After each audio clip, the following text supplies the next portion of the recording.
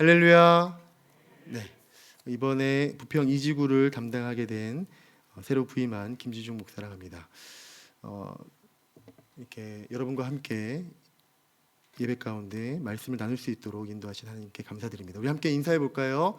옆에 좌우에 또 앞뒤에 있는 분들에게 이 시간 특별한 은혜가 당신에게 임하기를 원합니다. 함께 인사하겠습니다. 네, 감사합니다. 이번 주 수요일에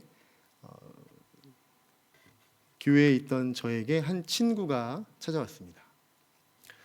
그 친구는 조금 특별한 친구입니다. 왜냐하면 그 친구는 인도 사람이기 때문이에요. 여러분의 친구 중에 인도 사람이 혹시 있으신가요? 그렇죠? 인도 사람이 친구인 분들이 많지는 않을 거고 아마 거의 없다시피 하실 것입니다. 그러니까 제가 그 친구를 조금 특별한 친구라고 말하는 것을 이해하실 수 있으실 것입니다. 그 친구의 이름은 사실 이름이 굉장히 길어요. 근데 저는 그냥 아난드라고 부릅니다. 아난드. 그 친구가 저에게 아난드라고 불러달라고 했기 때문입니다. 사실 그 전까지는, 그러니까 이번 주 수요일에 그 친구를 만나기 전까지는 이 아난드의 가족과 신앙과 관련하여 전혀 알지 못했는데요. 이번에 이 아난드의 가족과 신앙과 관련한 이야기를 들을 수 있었습니다. 참고로 제가 영어를 되게 잘해가지고 영어를 하는 그 친구의 말을 다 알아들은 건 아니지만 어쨌든 마음이 통했고 또 그 친구가 신앙에 관련한 이야기를 했기 때문에 하나님께서 저에게 이해를 허락해 주셨다고 저는 생각합니다. 이 아난드는 인도 북서쪽 이 파키스탄 접경 지대에 위치한 한 도시에서 태어났고 이 한국에 오기 전까지 그곳에서 생활을 했다고 합니다. 이 아난드가 태어났을 때는 이 부모님이 인도에 여러 종교들이 있는데요. 대표적인 토속 종교라고 할 수 있는 힌두교를 믿고 있었다고 해요. 이 아난드는 3남매의 둘째로 누나와 여동생이 있는데요. 근데 이제 막내 여동생이 이제 태어날 때 어머니가 특이한 병에 걸렸다고 합니다. 피부가 하얗게 변하고 그 피부 주변의 털색과도 하얗게 변했는데 문제는 통증이 말할 수 없을 정도, 정말 죽을 것 같은 통증이 찾아왔다고 해요.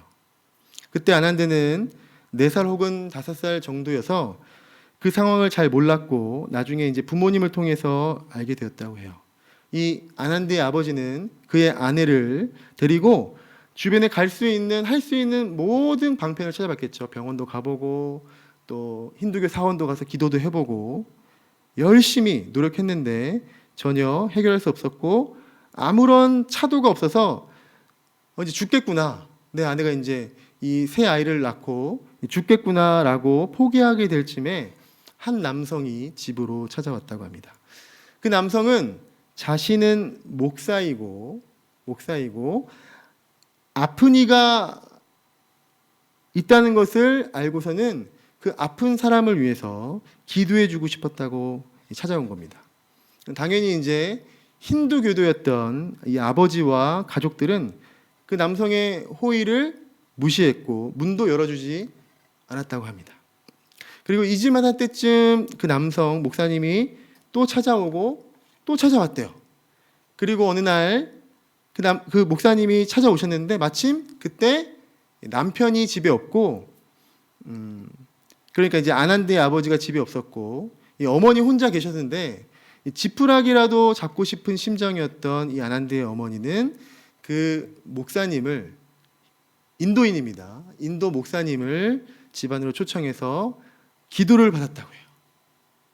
자, 여러분, 그 기도를 받은 어머니는 어떻게 되었을까요?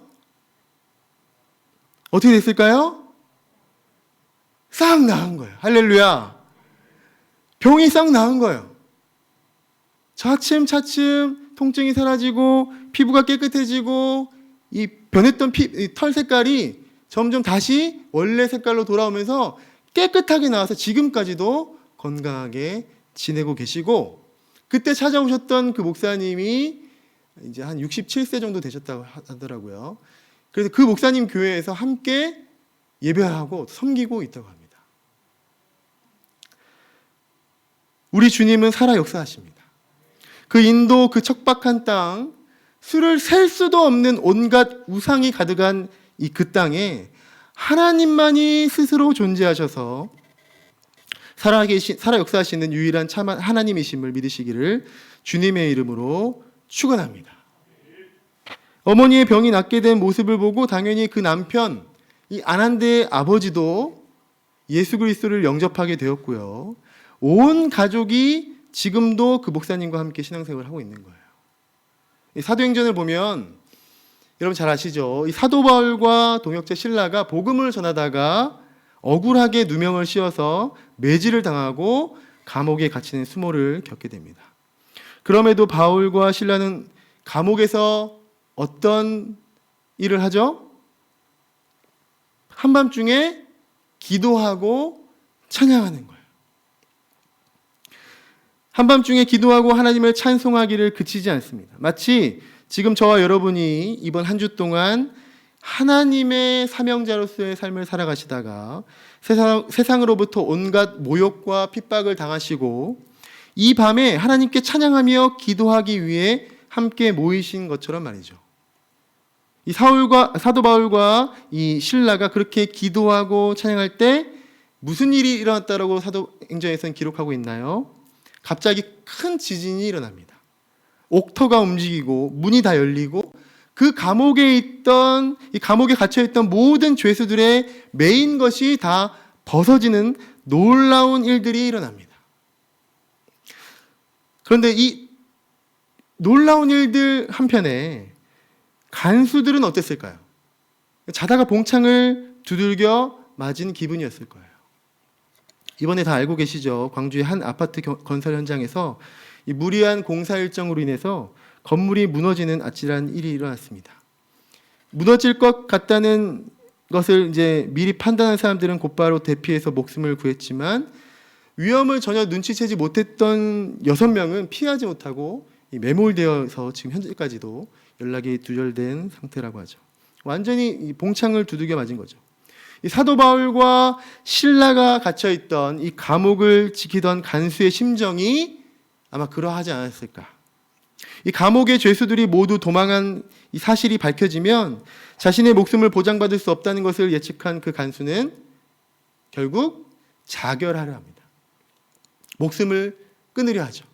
이 사도 바울은 곧바로 소리를 지릅니다.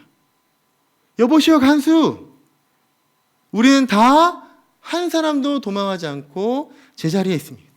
자결할 필요가 없습니다. 라고 말이죠. 그 범상치 않은 상황을 만나 두려움에 사로잡혀 있던 간수에게 사도 바울은 그리고 나서 이렇게 권면합니다. 주 예수를 믿으라. 그리하면 너와 내 집이 구원을 받으리라. 아멘. 주 예수를 믿으라. 그리하면 너와 내 집이 구원을 받으리라고 복음을 전한 이 말씀을 듣고 그 간수는 그 즉시 예수 그리스도를 영접하고 그 가족들에게 복음을 전하여 온 가족이 구원을 받게 되었어요.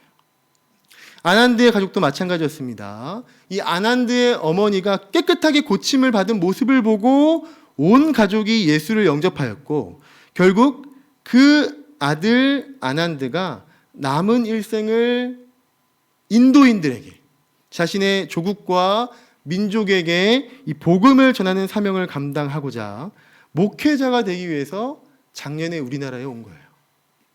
지금 아세안 연합 신학대학교라고 거기서 이제 목회자 훈련을 받고 있습니다. 저 여러분, 오늘 우리가 이 밤에 함께 나누고자 하는 본문은 이 요한복음 4장의 마지막 부분입니다. 오늘 본문 요한복음 4장 46절에서 43절에서 54절에는 가버나움에서 병이 들어 다 죽게 된 아들을 위해서 예수님을 찾아온 왕의 신하에 대한 이야기가 기록이 되어 있습니다. 왕의 신하가 예수님께 요청합니다. 예수님, 가버나움에서 병들어 다 죽게 된 제 아들을 좀 고쳐주시기를 간절히 부탁드립니다. 그랬더니 예수님께서 어떻게 대답하십니까? 너희는 표적과 기사를 보지 못하면 도무지 믿지 아니하리라. 약간 생뚱맞은 예수님의 대답처럼 보입니다. 왕의 신하는 그 예수님의 대답이 거절이신 줄 알고 다시 한번 간청합니다. 주여, 제발 부탁입니다. 제 아이가 거의 죽게 생겼습니다. 제발 제 아이를 고쳐주세요. 제발 제 아이가 있는 곳에 함께 가주세요. 부탁입니다. 함께 가주셔서 기도만 해주세요. 그러면 나을 것입니다. 아이를 키워보신 분들은 이 왕의 신하의 심정이 잘 이해가 되실 것입니다. 특히 경험이 없는 상태에서 첫 아이를 낳아서 기르다 보면 이 아이가 좀 핏덩이 같은 이 아이가 조그만 생채기가 나도 이 부모의 가슴은 덜컥 주저앉곤 합니다. 제 큰아이가 200일이 채 안 되었을 때 어느 날 갑자기 잠을 못 자고 계속해서 울고 또 열이 심하게 난 적이 있어요. 해열제를 먹여도 열이 떨어지지 않자 저희는 그 아이를 안고 병원 응급실로 달려갔습니다. 응급실에서는 아직 200일도 안 되었고 고열 증세를 보이는 아이를 위해서 그 혼란스러운 응급실에서 조용한 공간을 마련해 주었고 그곳에서 아이의 상태를 면밀하게 살펴봐 주었어요. 얼마나 고마운지. 여러분 응급실 가보시면 아시겠지만 정말 혼란스럽잖아요. 막 소리 지르고 막 왔다 갔다 분주하고 자리도 없고. 그런데 아이를 위해서 마련해 주었어요. 거기까지 정말 좋았고 감사했고 이제 아이가 치료만 잘 받으면 되겠다고 저희 부부는 서로를 위로했습니다. 근데 갑자기 아이의 울음소리가 자지러지게 막 들리는 거예요. 그래서 막 달려갔어요. 가까이 오지 못하게 하더라고요. 저 멀리서 마치 여기 이제 앞에 좌석 제 있는 자리에서 저 좌석까지의 거리인 만큼에서 이제 멀리 떨어져서 보고 있는 거예요. 멀리서 아이의 상태가 어떤지 이제 확인했는데 아니나 다를까 숨이 넘어가도록 너무 울어가지고 목소리가 안 나와서 막 캑캑거리면서 막 울고 있더라고요. 근데 그 이유가 저희 부부에게는 너무나 황당한 이유로 여겨졌습니다. 이제 아이가 이제 열이 나니까 수액을 맞추기 위해서 주사바늘을 꽂아야 되잖아요. 이 어른들도 이 수액 맞으려고 주사바늘 꽂으면 되게 아프잖아요, 그렇죠? 이 핏줄을 찾아가지고 넣는 작업이 쉽지 않습니다. 근데 아이에게 수액을 맞추기 위해 주사바늘을 꽂아야 되는데 그 간호사분이 경험이 많지 않았던지 그 피빗덩이에 이 왼쪽 팔에 꽂았다가 오른쪽 팔에 꽂았다가 안 되니까 손등에 꽂았다가 오른쪽 손에 꽂았다가 발에 꽂았다가 계속 그러고 있는 거예요. 그러니까 아이가 막 사물을 분간하지 못하는 그 어린 아이가 이 숨이 넘어가지 막 울고 막 있는 거예요. 저희 부부는 멀리서 그 모습을 보면서 이 발만 동동 구르며 이 눈에서 수도꼭지 같이 막 눈물이 뚝뚝뚝 떨어지는 게 처음 경험했어요. 막 눈물이 막 나더라고요. 그만큼 부모에게 있어서 자녀의 고통은 견딜 수가 없는 것입니다. 오늘 본문의 그 왕의 신하도 마찬가지였을 거예요. 제가 이제 표현을 못하겠는데 제발 도와주세요, 주님. 제발 도와주세요. 제 아이가 다 죽게 생겼다니까요. 갈릴리 가나 혼인잔치에서 물을 포도주로 변화시키는 기적을 행하시지 않으셨습니까? 저는 믿습니다. 예수님께서 제 아이가 있는 가버나움으로 저와 함께 가셔서 아이를 위해 한 말씀만 해주시면, 한 번만 기도해 주시면, 저와 함께 가시기만 하면 제 아이가 곧바로 깨끗하게 나음을 받을 것이라는 것을 믿습니다. 그래서 주님 제발 저와 함께 제 아이가 있는 곳에 가주세요. 주여 부탁드립니다. 라고 요청하는 거죠. 사랑하는 성도 여러분, 우리도 이와 같은 목적을 가지고 예수님을 찾아옵니다. 오늘도 우리는 우리의 문제들을 가지고 예수님을 찾아오죠. 금요철의 예배, 새벽 예배, 수요 예배, 주일 예배, 그리고 개인적으로 주중에 찾아오시는 분들도 계시더라고요. 또 기도원에 찾아가서 기도하기도 합니다. 근데 그렇게 찾아가서 우리가 해결할 수 없는 문제를 예수님께 아뢰을 때 예수님께서 이렇게 대답한다고 생각해 보십시오. 너희는 표적과 기사를 보지 못하면 도무지 믿지 아니하리라.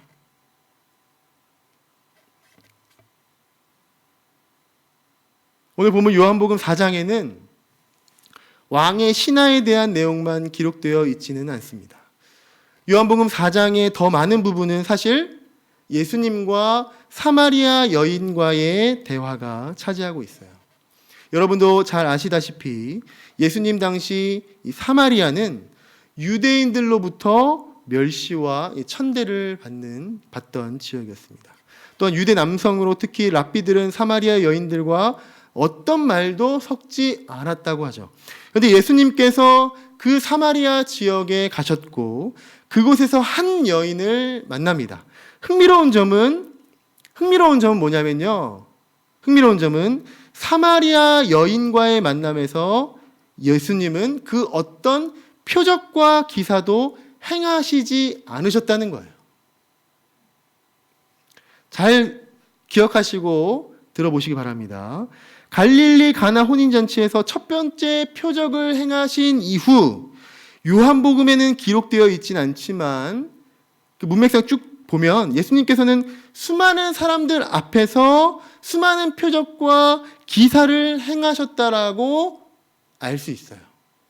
그런데 사람들은 소문으로만 듣던 그 예수님의 행하신 그 표적과 기사를 확인하고 진짜 저 사람을 통해서 놀라운 일이 일어나네? 소문으로만 듣던 그 예수라는 사람이 행한 표적과 기사를 확인하고 진짜네? 라고 인정했을 뿐 예수님이 하나님의 아들이시며 인류의 모든 죄를 용서하시기 위해 구원하시기 위해 이 땅에 오신 구원자라는 믿음을 가지지는 않았습니다. 예수님 시대에도 사람들을 놀라게 하는 일들을 행하는 이들이 있었어요. 대표적인 사람이 사도행전 8장에 나오는 마술사 시몬입니다. 사람들은 이러한 사람들의 소문을 듣고 굉장히 궁금해하고 흥미를 느꼈습니다. 그래서 그러한 사람들이 동네 근처에 왔다는 소식을 들으면 많은 사람들이 막 쫓아가는 거예요. 그리고 그들이 행하는 놀라운 일들을 보고 확인하는 것이 당시 사람들의 유행하는 놀이, 문화였던 거죠. 저는 그런 시대는 살진 않았는데 옛날 우리나라 60, 70년대에 TV가 없어서 레슬링 경기를 한다거나 TV에서 재밌는 일들이 일어난다고 하면은 한 집에 모여서 옹기종기 모여서 TV를 보곤 하지 않았습니까?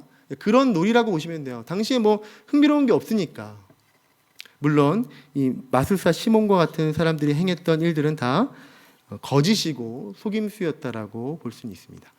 하여튼 그러한 시대에 예수님이라는 사람이 어떤 일을 했어요? 갈릴리 가나에서 물을 포도주로 변화시켰더라.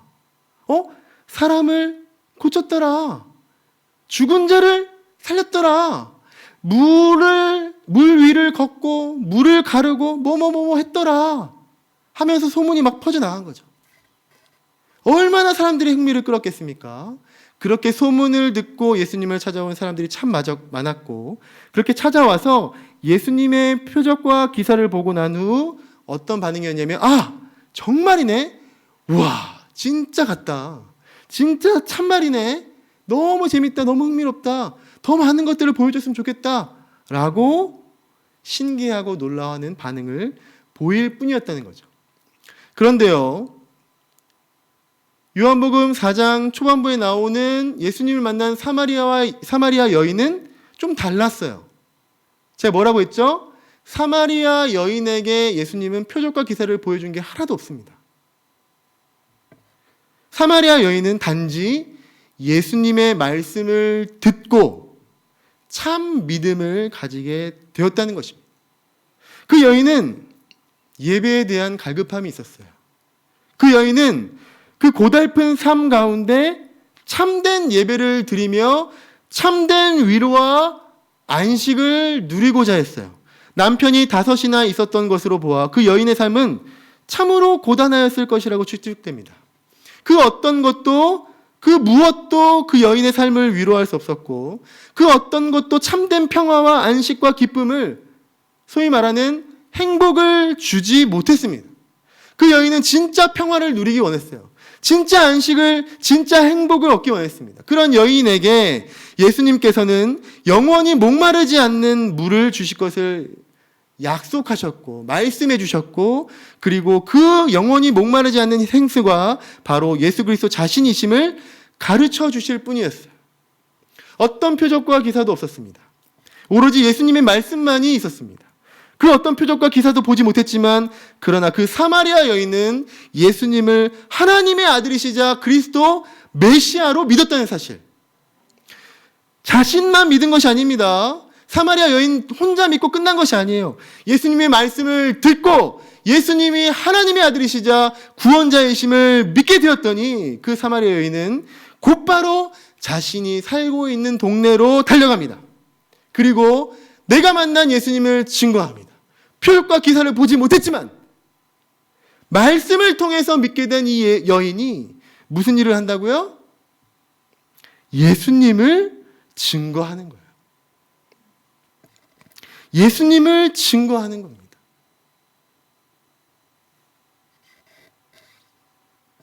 사마리아 여인이 살던 그 동네의 사람들이 예수님을 사마리아 자신들의 동네로 초청합니다. 예수님께서 그곳에서 이틀을 유하시면서 하나님 나라의 복음에 대해서 말씀하셔. 사마리아 여인의 증언을 듣고 믿은 자들보다 더 많은 이들이 예수님을 세상의 구주이신 줄로 믿게 되었습니다. 어떠한 표적과 기사도 없이 말입니다. 요한복음은 결론 부분에서 예수님과 제자 도마와의 대화를 기록하고 있어요. 여러분 잘 아시는 내용이죠? 잘 아시는 내용이에요. 예수님의 부활을 믿지 못하고 직접 자신의 눈으로 예수님의 못 박힌 손과 창에 찔린 옆구리를 보지 않고는 믿지 않겠다라고 단언했던, 소리를 높였던 도마에게 예수님께서 찾아오셔요. 도마는 예수님의 그 상처를 직접 눈으로 보고 난 후 나의 주님이시요 나의 하나님이십니다 라고 고백합니다. 그러한 도마에게 예수님께서는 이렇게 말씀하십니다. 너는 나를 보고 난 후에야 믿느냐? 보지 못하고 믿는 자가 복되도다. 아멘. 말씀을 믿고 구원받은 사마리아 여인과 사마리아 사람들과의 만남 후 예수님은 갈릴리로 돌아가셔요. 표적과 기사는 전혀 보지 못했지만 예수님의 말씀을 듣고 참 믿음을 소유하게 된 사마리아 사람들과는 달리 오늘 본문 43절을 보니까 갈릴리 사람들은 예수님의 표적과 기사만을 쫓아온 사람들이었던 거예요. 예수님의 기분이 어땠을까요? 그리고 만난 사람이 바로 오늘 본문의 왕의 신하, 아들을 고쳐달라는 부탁을 하기 위해 가버나움에서 한 걸음에 예수님을 찾아온 그 사람, 그 사람에게 예수님께서 이렇게 말씀하시는 거예요. 너희는 표적과 기사를 보지 못하면 도무지 믿지 아니하리라. 예수님께서는 사람들 앞에서 왕의 신하를 시험하신 것입니다. 너는 사마리아 사람들 부르냐? 아니면 갈릴리 사람들 부르냐? 너는 나를 구원자로 믿느냐? 아니면 표적과 기사를 행하는 마술사 정도로 취급하느냐? 이렇게 물으시는 것입니다. 사랑하는 우리 온 세계 성도 여러분, 여러분은 예수님을 구원자로 믿으십니까? 예수님을 여러분들이 기도하는 제목에 응답해 주시는 그러한 마술사 정도로 여기고 계십니까?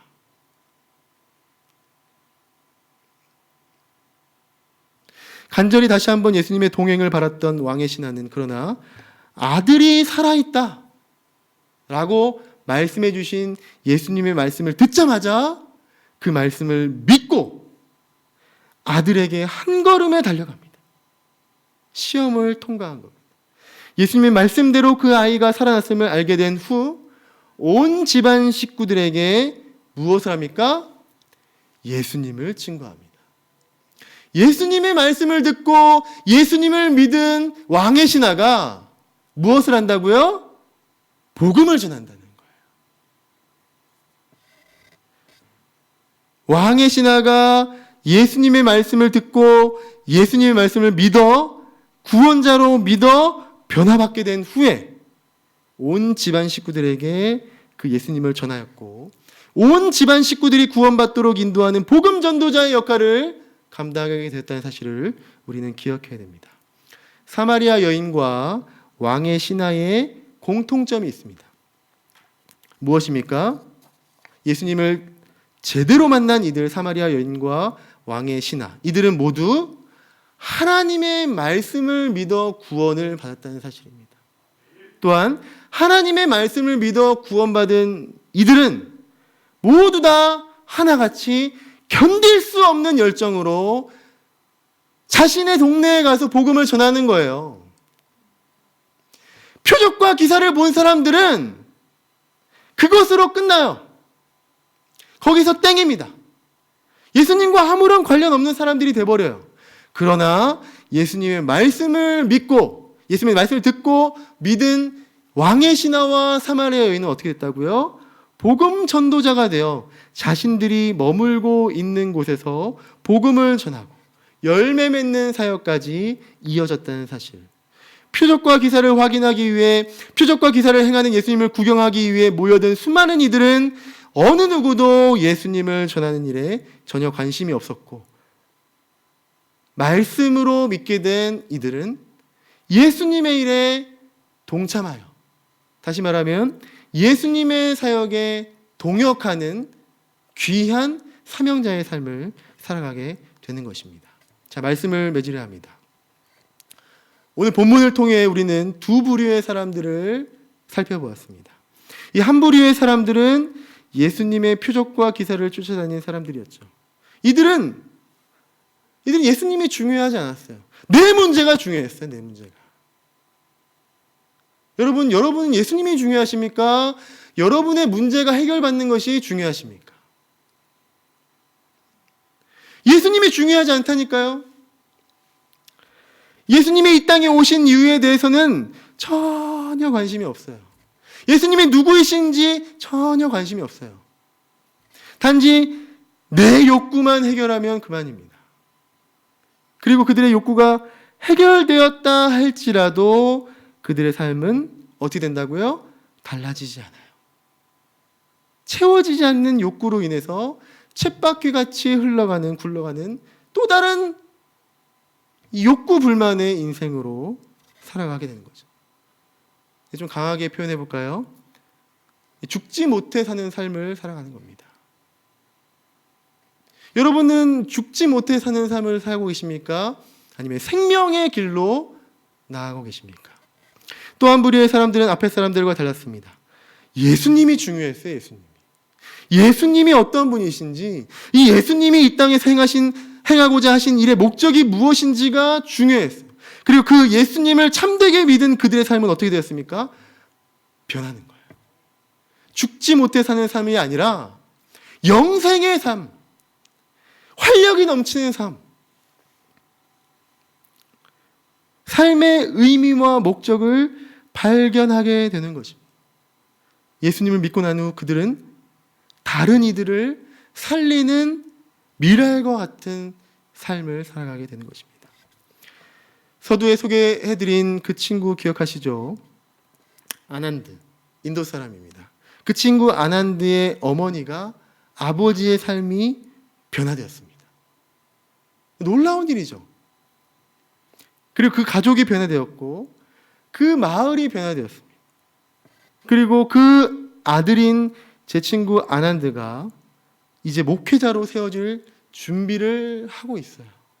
놀라운 일 아닙니까? 그 친구를 만나 대화를 나누며 저는 다시 가슴이 뛰기 시작했습니다.